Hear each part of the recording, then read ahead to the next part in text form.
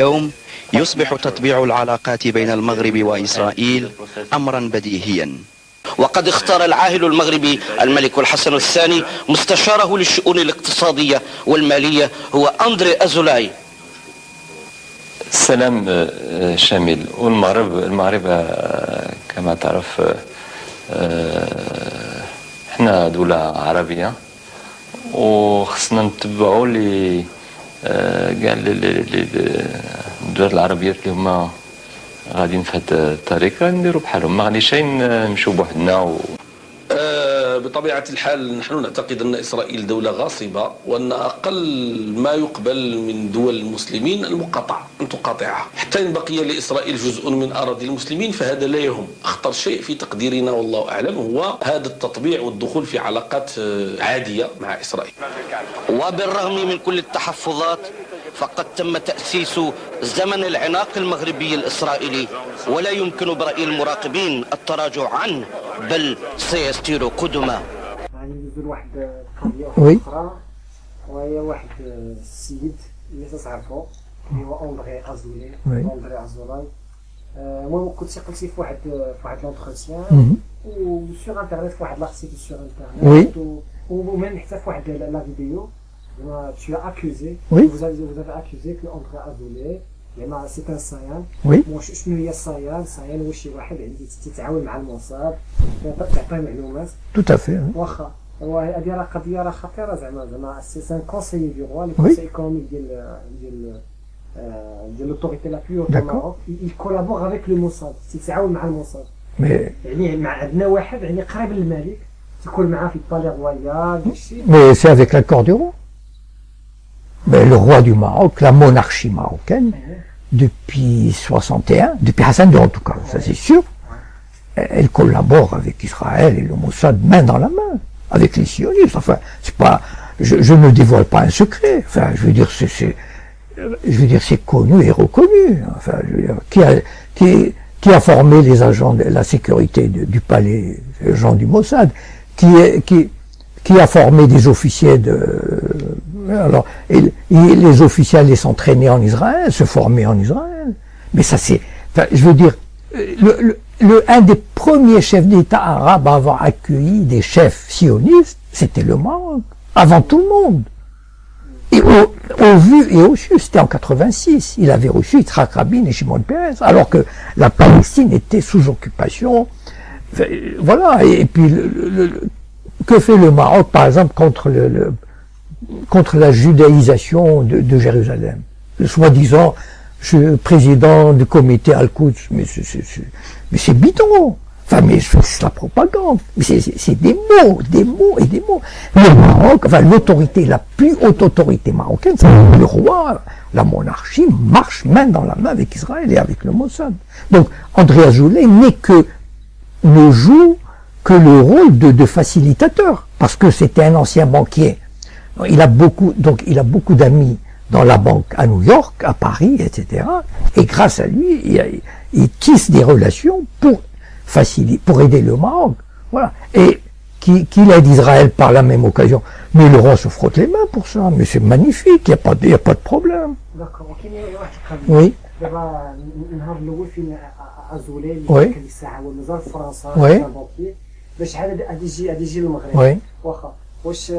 On a fait appel à lui rien que pour la facette. Oui. Pour le décor de le Maghreb, c'est un pays ouvert. Oui. On a un conseiller juif. Oui. Il a été recruté. Les deux. Ah, les deux. Bah, probablement, puisque, pourquoi les deux? Parce que moi, j'étais pas dans le secret des dieux pour savoir. Mais, ce qui me fait penser que c'est les deux, c'est que André Azoulay, depuis 20 ans, c'est la vitrine. C'est-à-dire, la coalition, regardez, le roi, tout le monde, même moi, on me le dit. Regardez, il y a un conseiller. Ah bon? Et les juifs qui continuent à partir, enfin, non, ça ne les intéresse pas. Parce que eux, il y a un conseiller, comme si ça, et alors. Mais de tout temps, les monarchies marocaines avaient un conseiller juif. Je veux dire, au XVIIe siècle, au XVIIIe, mais alors. Non. Et, bon, d'abord, ça donne cette image. Et puis, il organise des colloques, etc. Ça entretient. C'est très important, cette image. Le Maroc bénéficie de cette image. Le Maroc cherche des appuis auprès de qui? auprès de l'Amérique et de la France, en particulier. Et au Moyen-Orient, auprès de l'Arabie Saoudite et du Qatar. Les monarchies du Golfe sont les meilleurs alliés d'Israël et de l'Amérique. Donc, il est en plein dans cette dynamique. Voilà. Et,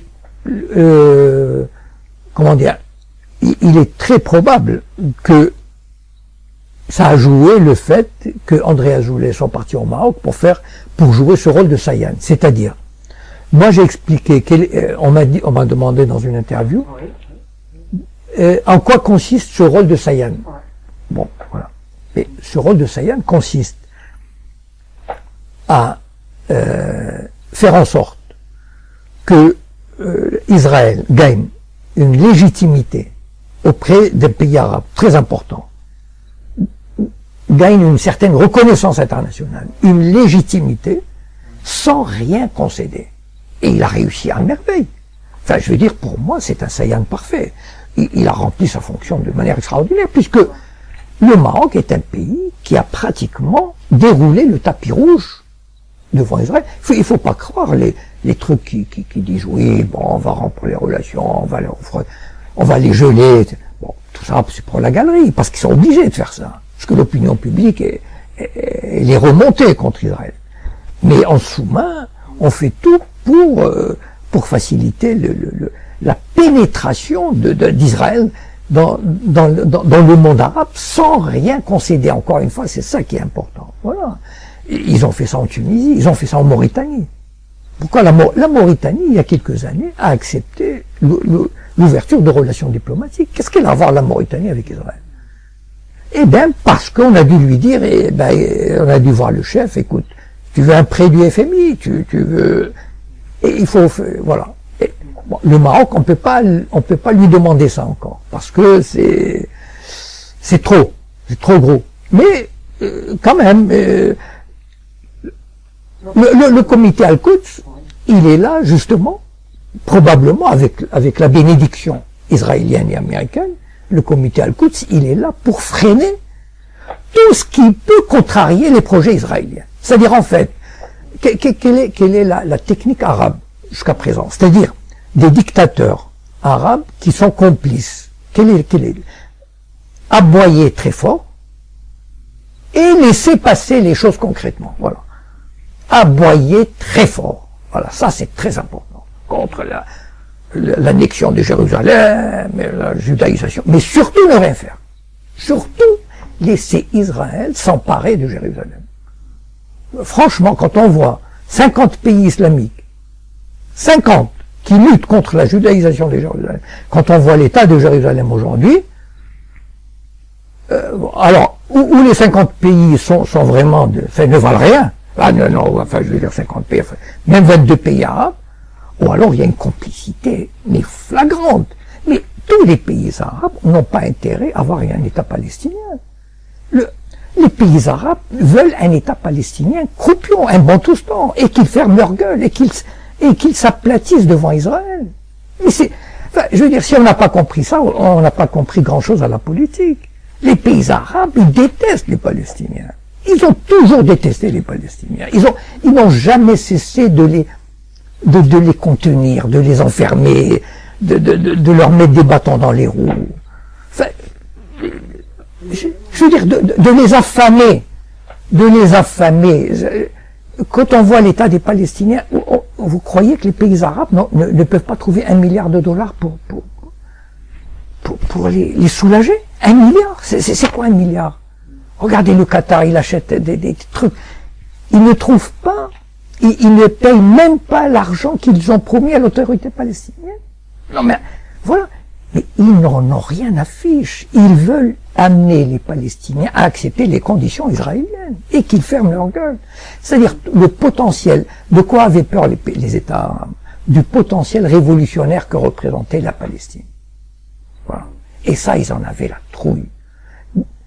Je veux dire, ils sont très bien entendus avec l'Égypte de Moubarak, avec la Jordanie de Roi Hussein, etc., pour canaliser, enfermer les Palestiniens. Mais il faut parler. Voilà. Alors, ça, les champions du verbe, c'est les dirigeants arabes. Les dictateurs, c'est magnifique.